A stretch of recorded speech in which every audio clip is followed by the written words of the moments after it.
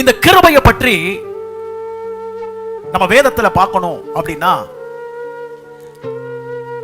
நிறைய பரிசுத்தவான்கள் இந்த கிருபை அப்படிங்கிற வார்த்தைக்கு நிறைய விதமான அர்த்தங்களை கொடுத்திருக்கிறார்கள்.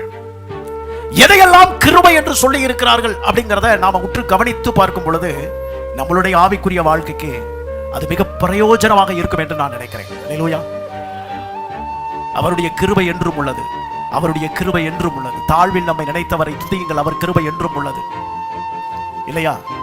நம்ம வாழ்க்கையில கூட எத்தனையோ விதமான போராட்டங்கள், சோர்வுகள், சில இழப்புகள் அல்லது சில கடுமையான பாதைகள்ல நாம கடந்து வரும் பொழுது இதை எப்படி தாண்டுவோம், இந்த காரியத்தை எப்படி நாம கடந்து போவோம் அப்படின்னு நாம நினைச்சு சில இரவுகள் வேதனையோடு துக்கத்தோடு கூட நாம இருந்திருப்போம். இன்றைக்கு அவைகளையெல்லாம் கடந்து வந்து நம்மை இந்த இடத்துல நிறுத்தி இருக்கிறாருன்னா இப்ப நாம சொல்லணும், அன்றைக்கு செங்கடல் அவங்களுக்கு ரொம்ப பெரிய எதிராக இருந்திருக்கலாம், பிரச்சனையாக இருந்திருக்கலாம். ஆனா செங்கடலை கடந்த பிற்பாடு அவங்க அதை பிரச்சனையா பார்க்கல, அவங்களெல்லாம் ஒண்ணுமில்லாம பண்ணின தேவனை மகிமைப்படுத்தினார்கள். செங்கடலை பிளந்தவரை துதியுங்கள் என்று துதிக்க ஆரம்பித்தார்கள்.